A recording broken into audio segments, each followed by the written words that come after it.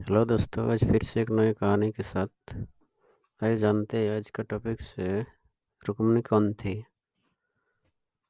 रुक्मिणी भगवान श्री कृष्ण की पत्नी थी। रुक्मिणी को लक्ष्मी का अवतार भी माना जाता है। उन्होंने श्री कृष्ण से प्रेम विवाह किया था। रुक्मिणी भगवान कृष्ण की एकलौती पत्नी और रानी है। द्वारका के राजकुमार कृष्ण ने उनके अनुरोध पर एक अवांछित विवाह को रोकने के लिए उनका अपहरण कर लिया और उनके साथ भाग गए और उन्हें दुष्ट शिशुपाल से बचाया। रुक्मिणी कृष्ण की एकलौती रानी है। रुक्मिणी को भाग्य की देवी लक्ष्मी का अवतार भी माना जाता है। जन्म परंपरा खातों के अनुसार राजकुमार रुक्मिणी का जन्म वैशाख महीना के 11 को हुआ था। वैशाख एकादशी भी था। यद्यपि एक सांसारिक रानी के रूप में जन्मी, देवी लक्ष्मी के अवतार के रूप में उनकी स्थिति पूरे पौराणिक साहित्य में वर्णित है। कौरवों के बीच एक नायक स्वयं सर्वोच्च वंश श्री कृष्ण ने राजा भीष्म की बेटी वैदर्भी मुनि से शादी की, जो कि भाग्य की देवी का प्रत्यक्ष अवतार था। भागवत पुराण में प्रमाण है 10, 52, 16। द्वारका के नागरिक कृष्ण को देखने के लिए आतुर थे, जो कि भाग्य की देवी रुक्मिणी के साथ एकजुट थे। लक्ष्मी जी ने अपने हिस्से में धरती पर जन्म लिया और विष्णु के परिवार में रुक्मिणी के रूप में जन्म लिया। रुक्मिणी देवी श्री कृष्ण की रानी स्वरूप शक्ति मूल प्रकृति है, जो कृष्ण कृष्ण में की आवश्यक शक्ति है और वो दिव्य विश्व जगतकारी द्वारका वैकुंठ की रानी माता है। उनका जन्म हरिद्वार में हुआ था और वैदिक आर्य जनजाति की एक सही जानकारी थी। एक शक्तिशाली राजा विष्णु की पुत्री के रूप में श्रुति, जो शंभु भगवान श्री कृष्ण परब्रह्म के साथ प्रजा गोपियों के अतीत के आख्यानों से जुड़ी हुई है, ने इस सत्य गोपाल तपानी नानीसाद की घोषणा की है। उन्हें अलग नहीं किया जा सकता। जैसे लक्ष्मी विष्णु की शक्ति है, ऐसे ही रुक्मिणी भी श्री कृष्ण की शक्ति है। रुक्मिणी विदर्भ के राजा भीष्म की पुत्री थी। भीष्म मगध के राजा जरासंध का जागीरदार था। रुक्मिणी को श्री कृष्ण से प्रेम हो गया और वो उनसे विवाह करने को तैयार हो गए, जिनका गुण, चरित्र, आकर्षण और महानता सर्वाधिक लोकप्रिय थी। रुक्मिणी का सबसे बड़ा भाई रुक्मी दुष्ट राजा कंस का मित्र था, जिसे कृष्ण ने मार दिया और इसलिए यह इस विवाह के खिलाफ खड़ा हो गया। रुक्मिणी के माता-पिता रुक्मिणी का विवाह कृष्ण से करना चाहते थे, लेकिन रुक्मी उनके भाई ने इसका कड़ा विरोध किया। रुक्मी एक महत्वाकांक्षी राजकुमार था और वह निर्दयी जरासंध का क्रोध नहीं चाहता था, जो निर्दयी था। इसलिए उसने प्रस्तावित किया कि उसकी शादी शिशुपाल से की जाए, जो कि चैदी के राजकुमार और श्री कृष्ण का चचेरा भाई था।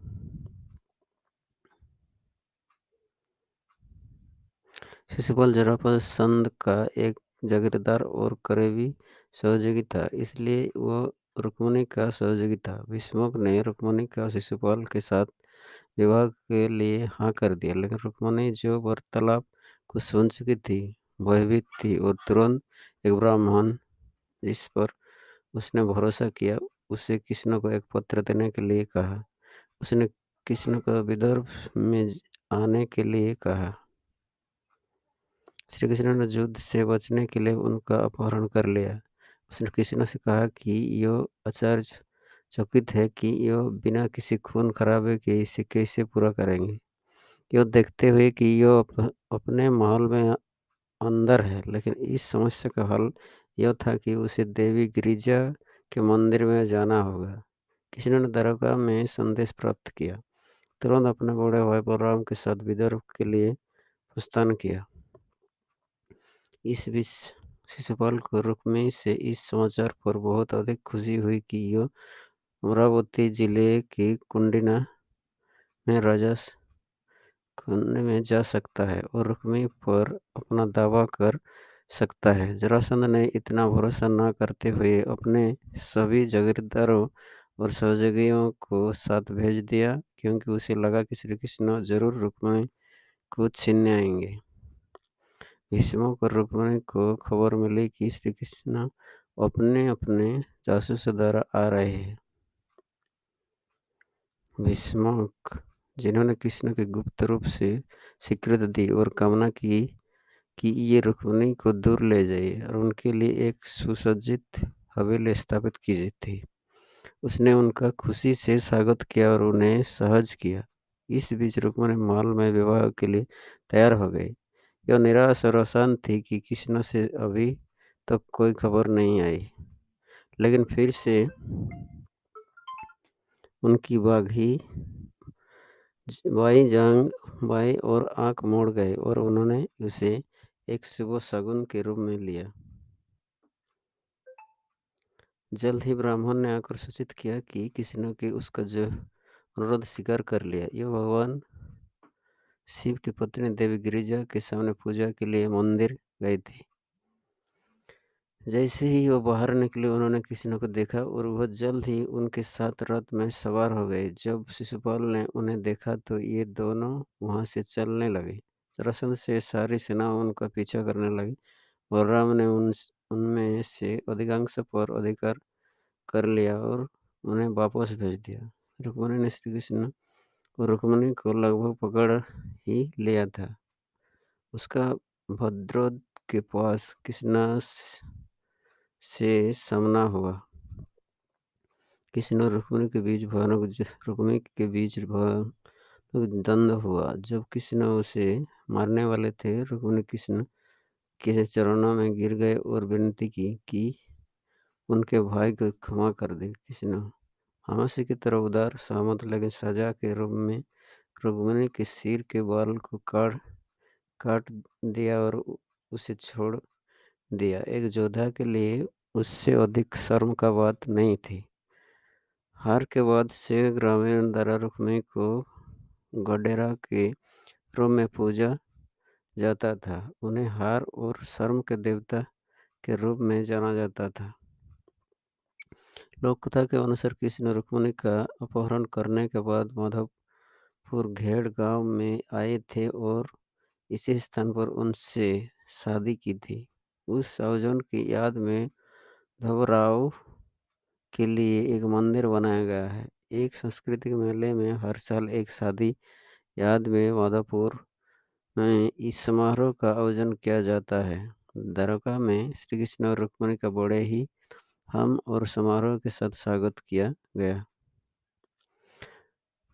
तुलवाराम रुक्मिणी के जीवन की एक घटना है जो यह बताती है कि भौतिक धन से अधिक विनम्र भक्ति का मूल है। कृष्ण की एक और रानी सत्यभामा कृष्ण के प्रति और के प्रेम के बारे में खुद को बताती है और उनके दिल पर पकड़ बना लेती है। दूसरी ओर रुक्मिणी एक समर्पित पत्नी है जो अपने प्रभु की सेवा के ब्रह्म है। उसकी भक्ति ही उसकी वास्तविक आंतरिक सुंदरता है। एक अवसर पर ऋषि नारद द्वारका पहुंचे और बातचीत के दौरान सत्यभामा को संकेत दिया कि श्री कृष्ण उनके पति प्रति जो प्रेम प्रदर्शित करते हैं वो सब वास्तविक नहीं है और वास्तव में ये रुक्मिणी है जिनका उनके हृदय पर वास्तविक नियंत्रण है। इसे सहन करने में असमर्थ सत्यभामा ने इसे साबित करने के लिए नारद जी को चुनौती दी। नारद जी ने अपने शब्दों के साथ उसे एक व्रत अनुष्ठान को स्वीकार करने का धोखा दिया, जहाँ उसे कृष्ण को नारद जी को दान में देना है और धन में कृष्ण का भार देकर उसे पुनः प्राप्त करना है। नारद ने उसे इस व्रत को स्वीकार करने का लालच दिया और उसे बताया कि यदि यह इस तुलभरण को करने में सफल हो जाती है तो श्री कृष्ण का उनसे प्रेम कई गुना बढ़ जाएगा। ये अपने अहंकार को संकेत देकर यह भी कहते हैं कि उनकी संपत्ति कृष्ण के वजन के बराबर नहीं हो सकती। सत्यभामा के अहंकार को विधिवत उठाए जाने के बाद यह नारद जी से कहती है कि यह उतनी संपत्ति जुटा सकती है कि कृष्ण का पाना उनके लिए आसान है। नारद जी ने उसे चेतावनी दी कि यदि यह ऐसा करने में सक्षम नहीं है, तो श्री कृष्ण उसके दास बन जाएँगे, जैसे कि यह चाहते हैं।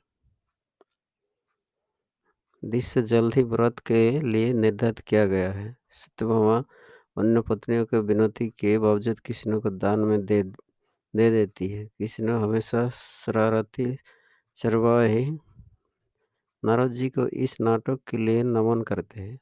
नारद जी को श्री कृष्ण दान करने के बाद सत्यभामा को बड़े तराजू पर रखने की व्यवस्था करता है और सोने और गहनों के अपने विशाल खजाने के लिए सभी आश्वासन देता है। यह सब कुछ जल्द ही तराजू पर डाल दिया, लेकिन यह हिलता नहीं है।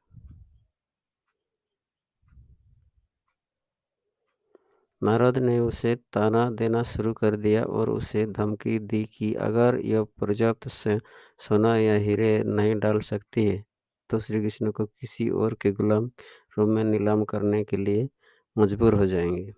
सत्यभामा उन्मत्त आतंक में अपने अभिमान को निगल लेती है और अन्य सभी पत्नियों को अपने गहने देने के लिए भीख मांगती है। ये कृष्ण के लिए प्यार से सहमत है, लेकिन अफसोस इसका कोई फायदा नहीं।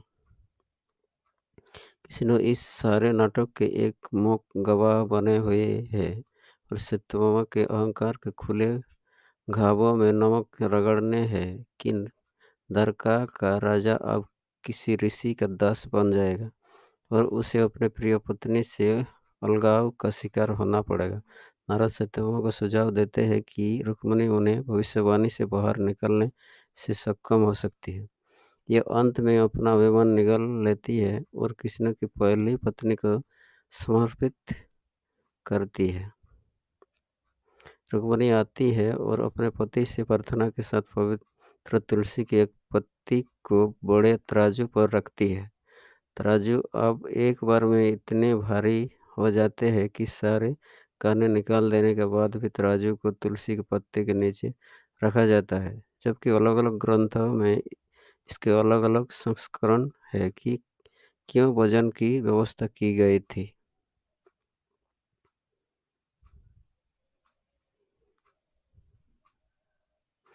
रुक्मिणी द्वारा रखी गई तुलसी पत्ता की कहानी सत्यभामा के दान की तुलना में वजन में अधिक होने का कारण एक सामान्य अंत है। यह कहानी अक्सर तुलसी के महत्व को बताने के लिए दोहराई जाती है और भगवान को ब्रह्म भेंट किसी भी भौतिक संपदा से अधिक है। स्तुति रुक्मिणी या रुक्मयी को महाराष्ट्र के पंढरपुर में विठोबा के अवतार की पत्नी के रूप में पूजा जाता है। माना जाता है कि 1480 में रुक्मिणी देवी के सेवक संदेश वाहक इस दुनिया में मंदिर तीर्थ 1080 से लेकर 1600 के रूप में प्रकट हुए, जो माधवाचार्य परंपरा के सबसे बड़े संत थे। उन्होंने 1940 में छपे 1240 श्लोकों में रुक्मिणी और कृष्ण की महिमा का वर्णन करते हुए एक प्रसिद्ध रचना की। भगवान श्री कृष्ण जी ने रुक्मिणी जी से राक्षस विधि से विवाह किया।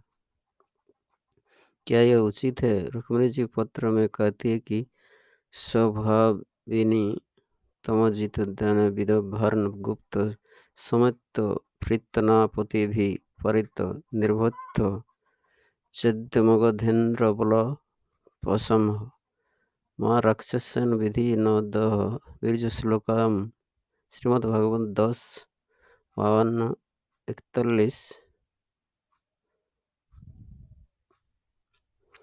राक्षस विधि से वीरता का मोल देकर मेरा पानी ग्रहण कीजिए। 8 प्रकार के विवाह। फर्स्ट नंबर है ब्राह्मण, दूसरा है दैव और आर्ष, प्रजापत्य, असुर, गंधर्व, राक्षस, पिशाच ये उत्तरोत्तर अधम माने गए हैं। समाधान निंदनीय है राक्षस विवाह। मनुस्मृति के अनुसार जब कोई पुरुष किसी विशेष स्त्री को अपनी पत्नी बनाना चाहता है और लड़की के परिवार वालों, समाज या स्वयं यह लड़की इस संबंध के लिए सहमत नहीं है, तो लड़की का अपहरण कर उसे अपनी दुल्हन बनाना राक्षस विवाह कहलाता है।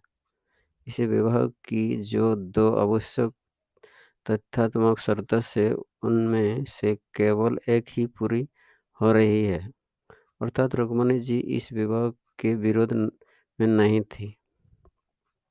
जब कभी भी राक्षस विधि से कोई भी पुरुष किसी स्त्री का अपहरण करके लेकर जा रहा होता है, तो उस समय वो स्त्री चिल्ला-चिल्ला करके अपने समाज को, अपने परिजनों को सहायता के लिए पुकारती है, जबकि वहाँ इस परिस्थितियों में यह सब कुछ नहीं हुआ। रुक्मिणी जी ने स्वयं श्री कृष्ण जी को बुलाया और वह स्वयं उनका हाथ पकड़कर रथ पर विराजमान भी हुई थी। अतः यह स्वयं सिद्ध स्वयंवर है। यह इस विवाह के पक्ष में थी। इसमें विवाह की जो दो आवश्यक अध्यात्मवादी शर्तें हैं, इनमें से केवल एक ही पूरी हो रही है। रुक्मिणी जी इस विवाह के पक्ष में थी। कोई इस विवाह में पक्ष में नहीं था, तो यह केवल रुक्मिणी जी का भाई राजकुमार रुक्मी था।